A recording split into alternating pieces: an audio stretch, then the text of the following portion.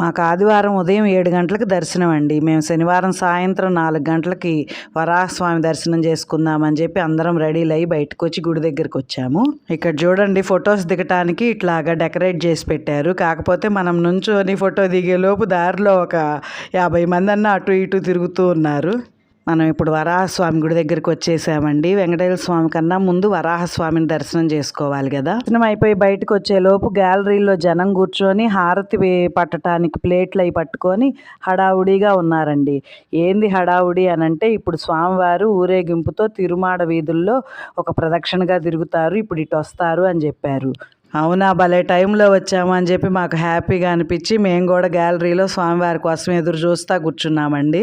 మేము అలా ఎదురు చూస్తూ ఉంటే ఫస్ట్ 2 ఏనుగులు పెద్ద పెద్ద నామాలు పెట్టుకొని వస్తూ ఉన్నాయండి. అసలు చూడటానికి 2 కళ్ళు చాలలేదు. అవన్నీ నేను మీకు నెక్స్ట్ వీడియోలో చూపిస్తాను.